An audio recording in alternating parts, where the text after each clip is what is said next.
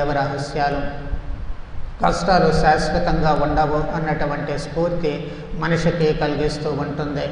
అక్కడ ఏమిటి, చనిపోయినటువంటి సమాధి చేయబడినటువంటి క్రీస్తు మళ్ళీ నూతన జీవముతో లేస్తూ ఉన్నారు. పాతి పెట్టబడినటువంటి విత్తనము ఆ విత్తనాన్ని చీల్చుకునే కృత్తములకు వస్తూ ఉంటుంది. అదే జీవితము. ఆ జీవిత సూత్రము అక్కడ తెలియచేయబడుతూ ఉంటుంది. ఆ తర్వాత ప్రభువు మోక్షారోహణకు వెళ్ళడము. ఈ లోకములో జన్మించినటువంటి మనము దైవ జీవాన్ని పంచుకు పుట్టాము, దేవుని పోలికగా చేయబడ్డాము, దేవుని ఆత్మతో నింపబడుతూ ఉన్నాము. కాబట్టి ఇక్కడ నాశనం కావడానికి కాదు, దేవుని దగ్గరికి వెళ్ళడానికి. ఆయన ఎలా వెళ్ళారో ఒక మనిషిగా మనము కూడా అదే విధముగా దేవుని దగ్గరకు వెళతాము అనేటువంటి ఒక నూతన ఆశ.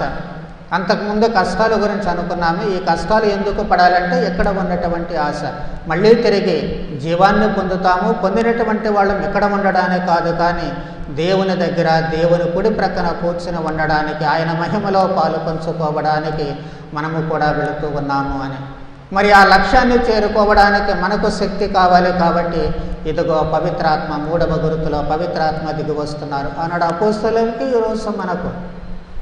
ఆ రోజు వాళ్ళ క్రీస్తు శిష్యులుగా ఉన్నారు కాబట్టి వాళ్ళకి అవసరమైంది బోధించడానికి భయపడుతూ ఉన్నారు. ఈ రోజున క్రీస్తుతో ఏకత్వాన్ని చెందాం కాబట్టి మనకు అవసరము. వాళ్ళు ప్రాణాలు పోతాయేమని భయపడుతున్నారు, కానీ ఈ రోజున ప్రతి దానికి భయపడి చూస్తున్నారు. ప్రతిరోజు కూడా ప్రతిదానికి భయమే, ప్రతిదానికి భయమే. అందుకే ఈ కరోనా వచ్చి ఒక ఆట ఆడుకుంటుంది మనల్ని. కారణం ఏంటంటే ఏది మంచి చేయడానికి భయమే, ఒక మంచి మాట చెప్పడానికి భయమే, మంచిగా జీవించడానికి భయమే, నీతి న్యాయాలతో జీవించడానికి భయమే. వాళ్ళు ఏమనుకుంటారో వీళ్ళు ఏమనుకుంటారో, జీవితం అంతా వాటితోటే గడిచిపోతూ ఉంటుంది. వాళ్ళు ఏమనుకుంటారో అనుకోవడం తప్పితే అసలు నేనేమిటి అనేటువంటి ఆలోచన 1% కూడా రావడం చాలా చాలా కష్టం. వాళ్ళు ఏమనుకుంటారనేది ప్రక్కన పడేయండి, అది మనకు అనవసరం. అసలు నేనేమిటి, ఏం చేస్తున్నాను, నేనేం ఆలోచిస్తున్నాను, నేను ఎవరిని, నాలో ఉన్నటువంటి శక్తి ఏమిటి, నాలో ఉన్నటువంటి దైవ ప్రేరణ ఏమిటి, నేనేం చేస్తున్నాను అనేటువంటిదే ఇప్పుడు మనం గుర్తించాల్సినటువంటిది. అది కనుక మనలో ఉంటే ఎవరు ఏమన్నారు అనేటువంటి దాని గురించి కాదు, ఖచ్చితంగా నువ్వేం చేయాలో, ఎప్పుడు చేయాలో, ఎలా చేయాలో ఆ దేవుడే నడిపిస్తూ ఉంటారు. ఎప్పటికప్పుడు మనమే గొప్పవాళ్ళం అనుకుంటాం చాలాసార్లు. కాదు, తాడెక్కేవాడు ఉంటే తలదన్నేవాడు ఉంటాడు. ఎందుకంటే ఆత్మ ఉంది అక్కడ. ఈ ఆత్మ ప్రేరణ, నేను లేకపోతే ఇంకొకళ్ళు, ఇంకొకళ్ళు కాకపోతే ఇంకొకళ్ళు, ఎవరో ఒకరు కార్యాన్ని చేస్తారు. మనం చేయాల్సిందల్లా కూడా మనలో ఉన్నటువంటి ఆత్మ ప్రేరణ, ఆ ప్రేరణకు తలయొగ్గడం, ఆ ప్రేరణను తీసుకుని మన అడుగులు ముందుకు వేయడం, ధర్మంలో పాతుకుపోవడం, నీతి న్యాయాల్లో పాతుకుపోవడం. ఎందుకు అంటే నేనే క్రీస్తున్న, క్రీస్తు ఆత్మ నాలో ఉంది కాబట్టి ఆ ఆత్మ ద్వారా నడిపించడం. అందుకే ఈ 3వ గుర్తులో ఆత్మ దిగి రావడం, ఆత్మాభిషిక్తులమైనటువంటి మనము నీవు కూడా ఆత్మను పొందావని జ్ఞాపకం చేయడం. ఆత్మను పొందితే అపోస్తలులు చావోరేవో అన్నట్లుగా ఎలా బ్రతికారో అలాగే నీవు నేను బ్రతకాల్సినటువంటి అవసరము ఉంది అని ఇక్కడ స్పష్టం చేస్తూ ఉంటుంది.